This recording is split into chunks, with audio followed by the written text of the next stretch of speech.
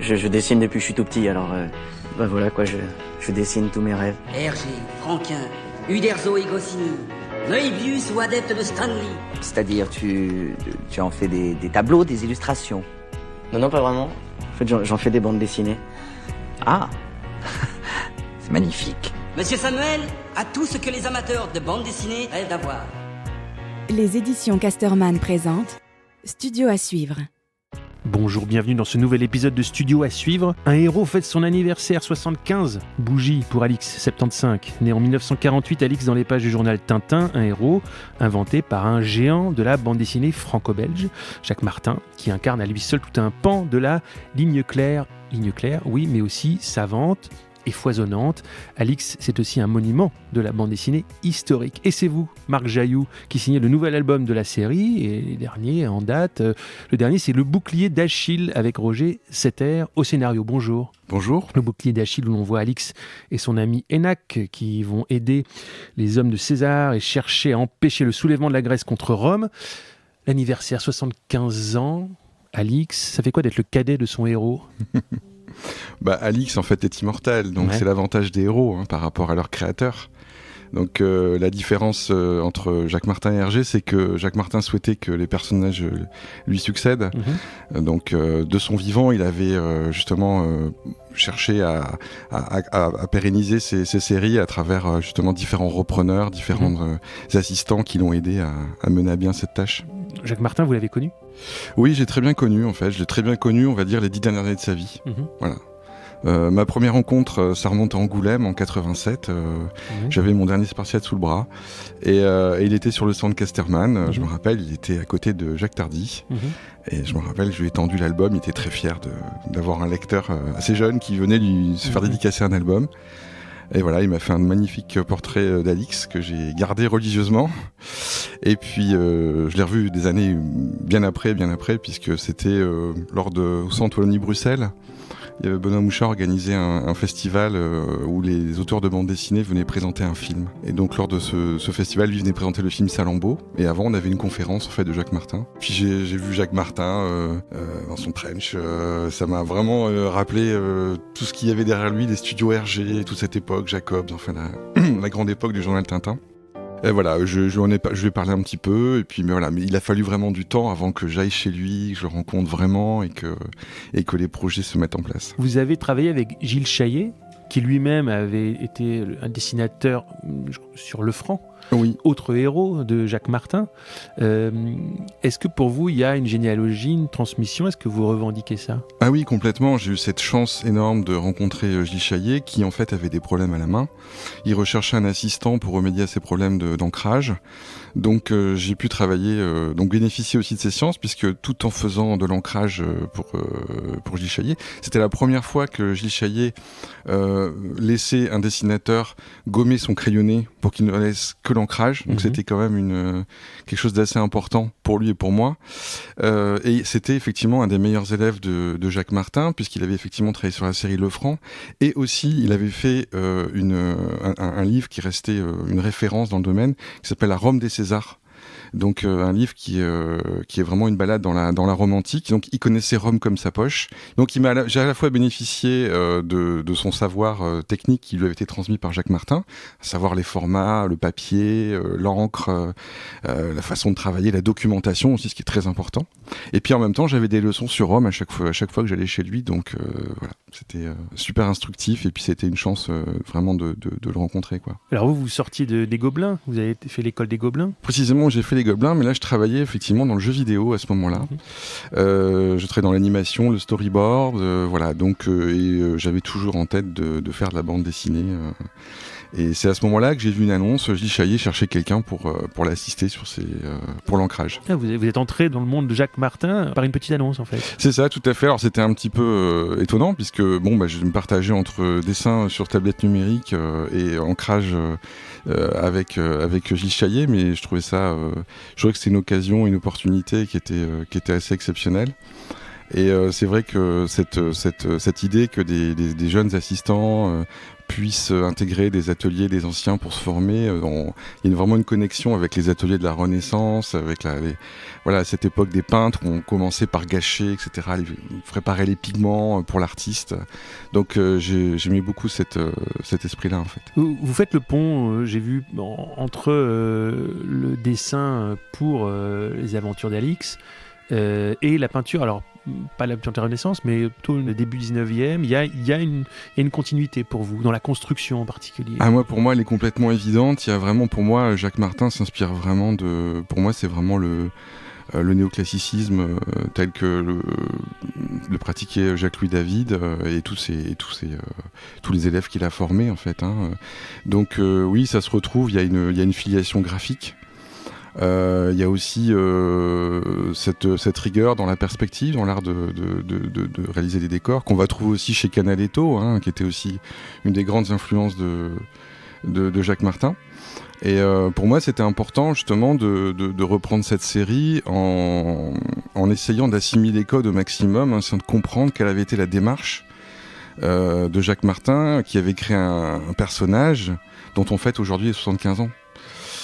Donc pour moi, si cette série continue, c'est bien parce qu'il a réussi à trouver la potion magique, pour citer une autre série sur l'Antiquité. On rappelle que le père d'Alix s'appelle Astorix. Tout à fait. Ça se passe exactement à la même époque. Ouais. Pour parler du dessin précisément, on a devant nous la couverture du Bouclier d'Achille, donc le dernier livre en date. Il y a quelque chose de l'ordre du vitrail dans ce trait noir. Vous utilisez cette ligne claire, mais il y a différentes valeurs d'épaisseur du trait. Il y a le découpage des personnages qui ne laissent pas de trace. Il n'y a pas de place pour le blanc. Il y a une grande continuité. Et quand on voit cette image, cette couverture, il y a quelque chose de l'ordre du vitrail. Voilà, ce trait noir que vous utilisez, qui crée du relief, qui crée de la profondeur. Oui, alors ça, c'est vraiment... Alors, effectivement, il y a plusieurs termes qu'on cite. Il y a l'école La Ligne Claire, l'école de Bruxelles. C'est vrai qu'il y a une filiation évidente, surtout avec Hergé, puisque Jacques Martin a travaillé dans les studios Hergé et c'est Tintin qui lui a donné envie de faire de la bande dessinée. Collaboration houleuse, parfois. Oui, peut-être. Je n'étais pas là à l'époque, mais en tout cas, riche, et qui a donné des albums, des chefs-d'œuvre de la bande dessinée. Et effectivement, il y a un travail chez Jacques Martin qui est justement à l'inverse d'Hergé. La différence, c'est que son trait, lui, est beaucoup plus vibrant. Alors, le trait d'Hergé est vibrant aussi, puisqu'il est faussement lisse. Puisqu'en fait, quand on fait des zooms, on voit qu'il y a un léger tremblé qui donne toute la vie à Hergé, qui est quand même un auteur majeur pour moi. Et Jacques Martin, lui, effectivement, a amené au niveau de l'ancrage une certaine épaisseur. Et donc, en fait, la lumière est déjà symbolisée par l'épaisseur du trait. C'est-à-dire que la planche ancrée en noir et blanc, on comprend déjà si on est dans une ambiance de jour ou de nuit. Les noirs sont beaucoup plus marqués lorsque c'est une ambiance nocturne. Et voilà, donc c'est vraiment un trait qui vibre. Effectivement, les couleurs sont en aplat derrière, mais c'est du léger aplat. Il faut savoir qu'à l'époque, les couleurs étaient faites en bleu, en traditionnel, au pinceau. Donc c'était de la gouache, de l'écoline, de l'encre. En bleu, ça veut dire sur des bleus d'imprimerie. Tout à fait, sur des bleus d'imprimerie à part. C'est-à-dire qu'effectivement, il faut imaginer que la planche était reproduite sur une sorte de rhodoïde, en fait, qui venait s'ajuster sur une page qui était mise en couleur. C'est ça, les traits noirs sur une page transparente, collés sur... Donc on rejoint complètement la notion de vitrail en plus, c'est ça, la lumière qui passe à travers. Et effectivement, donc ce grain de couleur en fait était donné par le pinceau. En fait, c'est quelque chose de faussement linéaire et faussement à plat. Donc il y avait des légères nuances, notamment sur les décors. Ça reprend un peu les principes du dessin animé, c'est-à-dire qu'on va avoir des personnages qui sont en aplat, avec toujours cette petite nuance qui revient justement des studios Hergé, c'est-à-dire les joues qui sont légèrement rougies, ce qui apparemment a été fait avec, à l'époque avec un coton-tige au studio Hergé. Et effectivement, sur les décors, on va avoir quelques nuances, surtout sur les ciels, sur les rochers, on va avoir des légères nuances, des légers dégradés. Voilà, il est vrai qu'il y a une filiation évidente avec les studios Hergé. du fait que Jacques Martin travaillait avec les meilleurs coloristes de l'époque. Et donc on essaye, là sur cet album, effectivement, j'ai eu de la chance de collaborer avec une coloriste de talent qui s'appelle Florence Fantini, et qui avait vraiment essayé on a fait un travail ensemble pour essayer vraiment de synthétiser quelle couleur pourrait rendre le mieux cette antiquité lumineuse et rêvée en fait.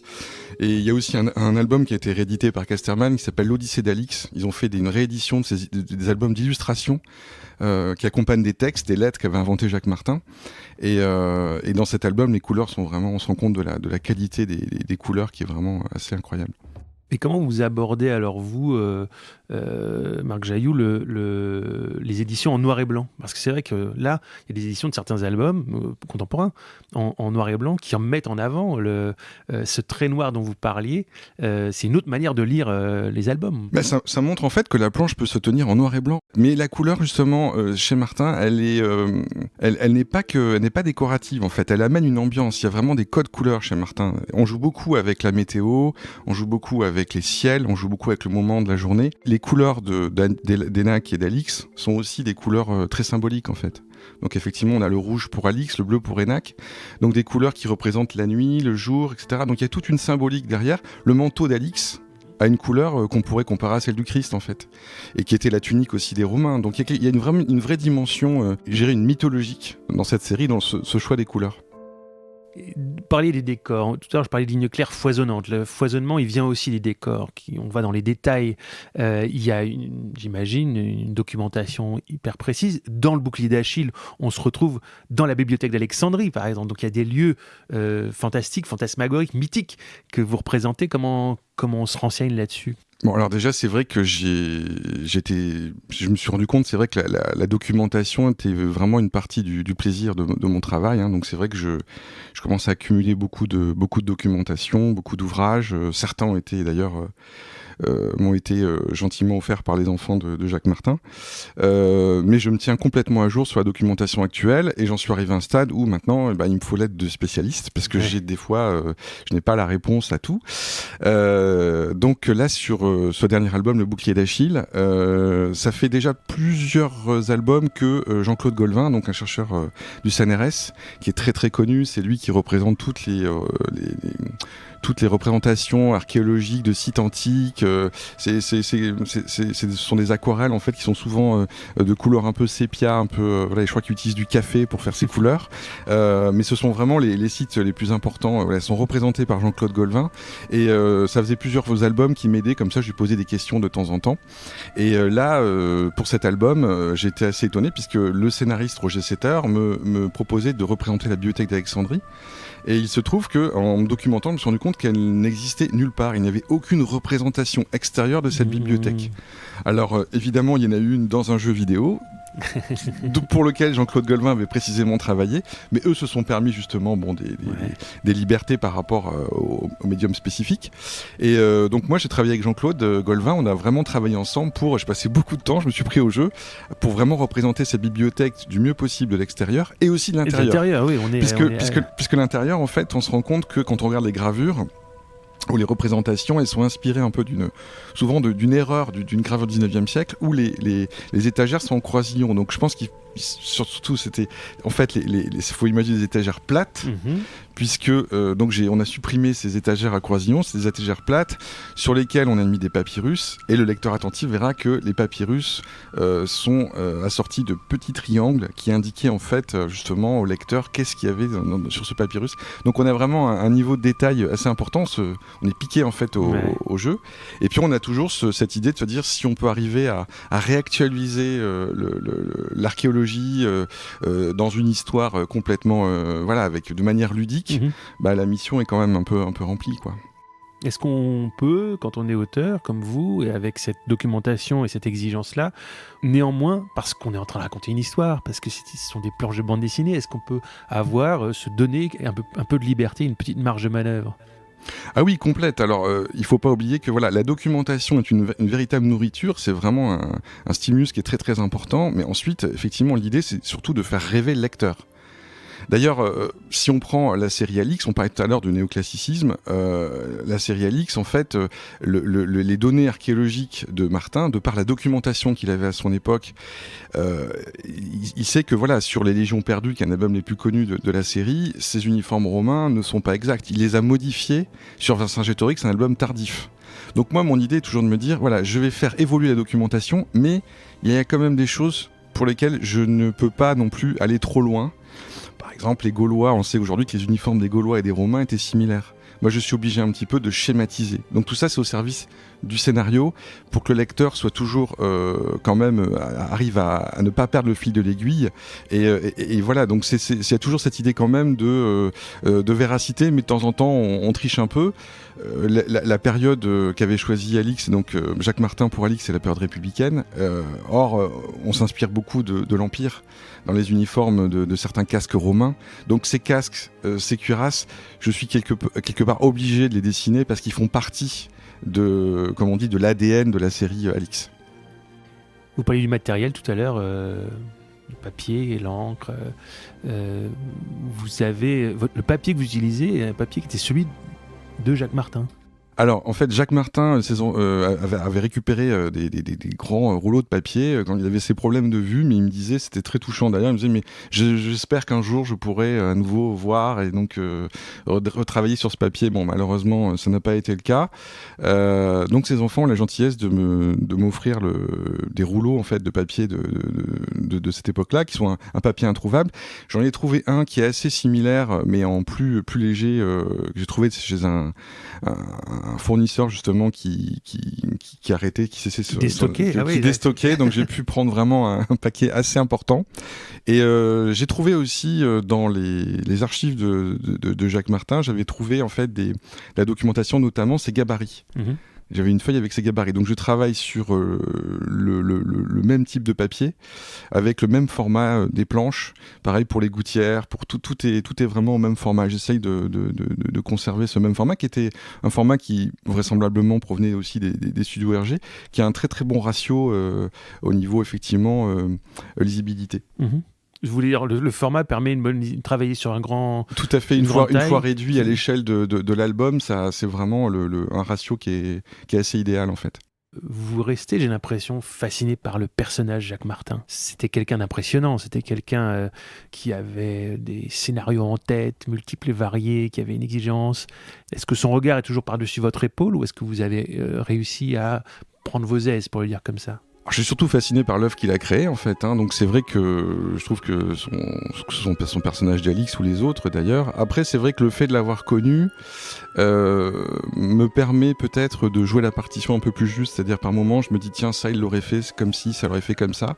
Ça m'arrive de me poser ce genre de questions en fait, effectivement. Mais c'est vrai que c'est un personnage qui m'accompagne depuis ma plus tendre enfance. Mmh. Donc le fait d'avoir rencontré le créateur de cette série est un plus, puisque effectivement il m'a communiqué une certaine énergie et puis une façon aussi, une exigence en fait. C'est quelqu'un de très très très exigeant, hein.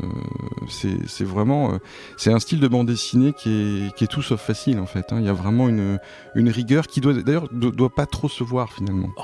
On se rend compte que c'est fabriqué avec rigueur quand même. Il vaut mieux que ça se voit. Il fait effectivement, mais quand on voit le travail que représente les crayonnés, la création des points de fuite, on peut vite ennuyer le lecteur avec ça ou l'auditeur. Moi j'ai vraiment appris donc de Gilles Chaillet, que lui avait transmis Jacques Martin, comment créer une perspective avec justement une ligne d'horizon, une image, donc la diagonale entre deux points de fuite doit être égale à 5 fois enfin bon voilà, des choses qui sont un petit peu abstraites comme ça à l'oral, mais il y a vraiment des règles très très importantes, et c'est vrai que ce sont des règles qui venaient aussi, qui émanaient des peintres de la Renaissance en fait, hein. Donc des règles qui avaient été élaborées depuis très très longtemps. Et voilà, donc c'est plus aussi il y a un savoir-faire, hein, je pense qui pour moi c'est important d'essayer de perpétuer un savoir-faire qui demande beaucoup de temps. Il y a la question du découpage et du mouvement de l'action à l'intérieur de la page, à l'intérieur de la case, et ça c'est quelque chose que vous soignez, j'ai l'impression. Ça a à voir aussi avec l'anatomie, le mouvement du corps des personnages, et puis avec l'anatomie de la page elle-même. Alors c'est vrai que ce type de bande dessinée, dessinée, dite classique, nécessite effectivement un découpage ultra lisible en fait. Là, tout doit être extrêmement lisible, et on va même jusqu'à garder ce petit détail, ça c'est, je le dois aussi au scénariste Roger Setter, c'est que en bas de la page de droite, on a une case qui nous donne envie de tourner la page en fait, qui était des réminiscences du journal de Tintin, puisqu'il y avait ces 2 pages avec la suite la semaine prochaine. Donc on a gardé un petit peu ça, ce qui donne finalement un rythme à l'ensemble. Et c'est vrai que je suis très vigilant au découpage de ma page. Je passe énormément de temps sur le découpage, sur le storyboard.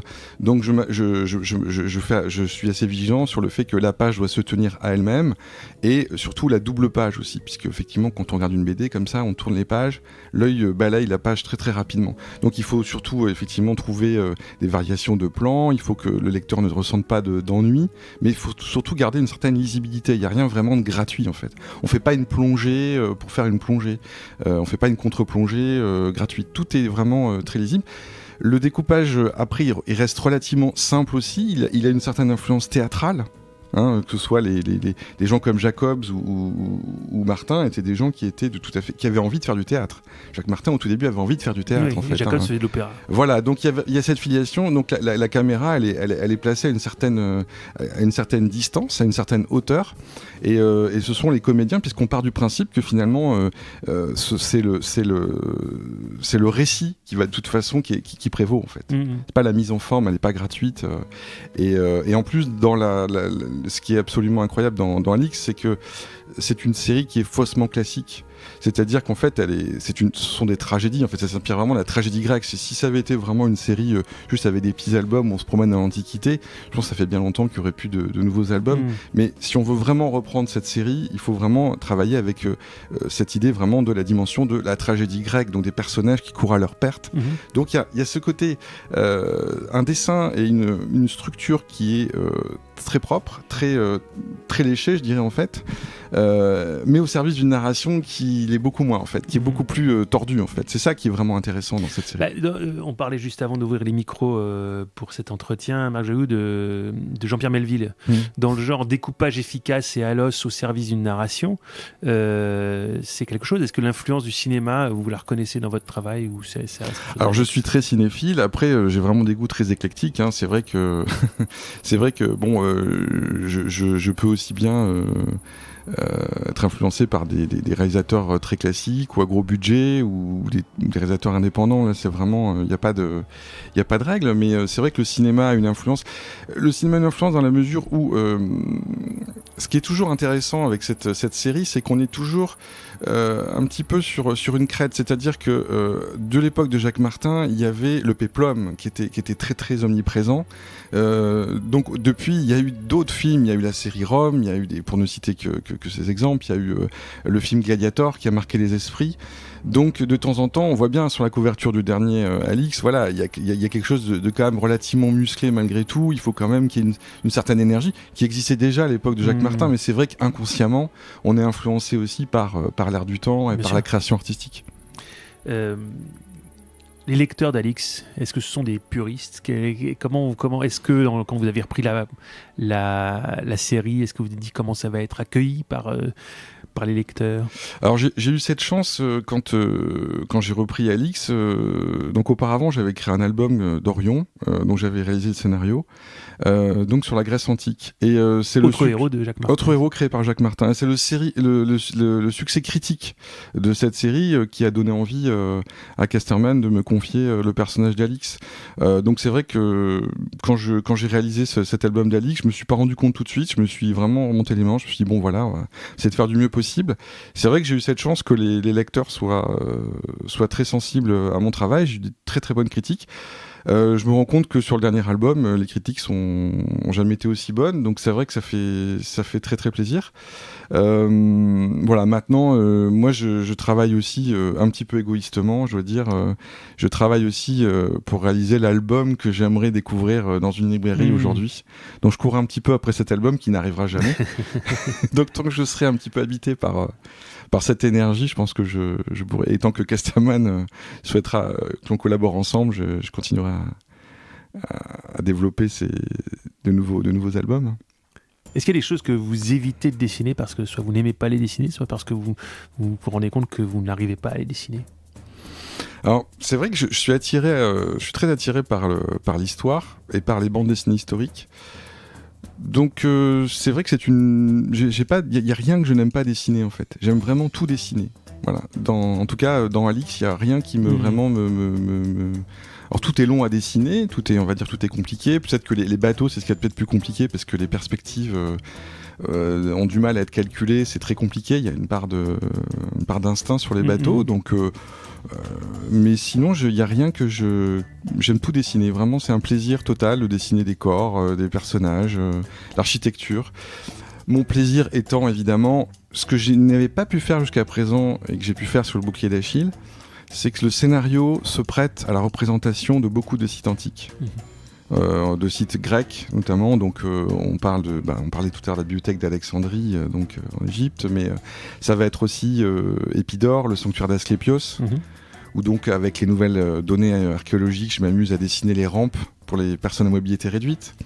Ça va être un pigeonnier, vraiment de moins de détails, où je vais me poser beaucoup de questions pour savoir comment pouvaient être représentés ces édifices. Donc ça me demande beaucoup de travail. C'est une partie très agréable en fait. Quand vous ne dessinez pas Alix, quand vous n'êtes pas sur une aventure d'Alix, vous dessinez quoi? Je ne dessine pas. Ouais. Non, en fait, je fais partie vraiment, je pense, de ces auteurs qui ont besoin de dessiner pour raconter une histoire. Je suis pas du tout le dessinateur, j'en vois beaucoup des dessinateurs qui ont des petits cahiers, des petits carnets sur eux.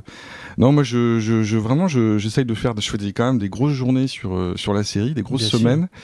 Quand je sors de cette justement de ce dessin, j'ai plutôt envie de faire autre chose. Alors ce que j'essaye de faire par contre, c'est entre deux albums, j'ai toujours du mal à quitter un album. Il faut que j'en sorte progressivement. Donc généralement, je réalise quelques dessins autour de cet album. Ouais. Ça va être des sanguines, j'aime beaucoup le crayon, le fusain, ou ça va être aussi de temps en temps, quand je peux, de la couleur directe. Donc j'essaye de travailler cette technique. Ça prend beaucoup de temps. Donc malheureusement, je peux pas faire ça entre deux planches. Donc j'essaye de me donner un petit peu de temps. Souvent, ça fait l'objet de petites pièces uniques qui seront effectivement, qui feront partie d'une exposition lors de la sortie de l'album. Donc ça, c'est quelque chose que j'aime beaucoup, c'est essayer, parce que j'adore le dessin, j'aimerais pouvoir expérimenter davantage. Après, c'est vraiment un problème de temps, parce que c'est vraiment une série qui est à la fois enthousiasmante à faire, mais qui est très chronophage, quoi, en fait. Quand vous dites avoir du mal à sortir d'un album, vous mettez combien de temps à vous remettre, entre guillemets, d'un album? Alors moi, je crois déjà me remettre d'un album, je crois que la machine ne s'arrête vraiment jamais, en fait. C'est vraiment... Alors, il y a plusieurs phases dans le travail d'un album. Il y a la phase de conception, qui est la phase la plus intéressante. C'est celle où on va vraiment travailler le découpage, la mise en scène, au service de la narration, toujours. Ensuite, il y a le crayonné. Bon, voilà, ça, c'est une partie que j'aime beaucoup aussi. C'est très intéressant. Puis après, il y a l'ancrage, que j'aime beaucoup aussi. Mais au moment où je fais l'ancrage, c'est pas la même partie du cerveau qui est sollicitée. Et puis, il y a le suivi des couleurs aussi. Donc, pendant ces phases-là, je dirais que là, il y a déjà des choses qui se mettent vraiment en place. Sinon, je dirais que la machine s'arrête vraiment jamais. C'est-à-dire, j'y pense un peu tout le temps. Donc, ce sont des... Je crois comme toutes les activités artistiques, je pense qu'on ne s'arrête pas vraiment, quoi, en fait. Il y a toujours un petit article, un petit film, un documentaire, un ouvrage, un roman qui va nous donner envie de continuer, ou une petite idée qui va germer progressivement. Marc Jahoult, vous êtes un dessinateur heureux avec son héros, j'ai l'impression. Heureux avec son héros, même si je ne suis que c'est mon personnage adoptif, on va dire. Mais oui, tout à fait. Mais oui, très heureux. Oui, je suis très très content de pouvoir animer ce personnage. Je pense que, en termes de sensibilité artistique, je pense que c'est c'est quelque chose qui me correspond assez bien. Donc oui, je suis plutôt très heureux et j'ai vraiment une chance énorme de pouvoir continuer à animer ce personnage et puis avoir surtout des très très bons retours des lecteurs. Donc ça qui fait plaisir, puisqu'on a quand même des lecteurs qui suivent le personnage depuis très longtemps, depuis ses débuts. Merci beaucoup Marc Jahoult d'avoir été l'invité de ce numéro de Studio à suivre, et je rappelle donc la parution du Bouclier d'Achille chez Casterman sur un scénario de Roger Setter. Studio à suivre, c'est tous les mois un entretien orienté dessin avec les grandes signatures d'aujourd'hui comme Charles Berberians, Henri Martin, Jean-Marc Rochette, Enki Bilal, Catel, Margot Motin, Philippe Gueluc, Mathias Lehmann, etc. Les épisodes sont écoutables et réécoutables sur toutes les plateformes. Les éditions Casterman présentent Studio à suivre. Au micro, Thomas Baumgartner. Direction éditoriale, Cathy Degreff. Réalisation, Charlène Nouyoux. Une production Wave Audio.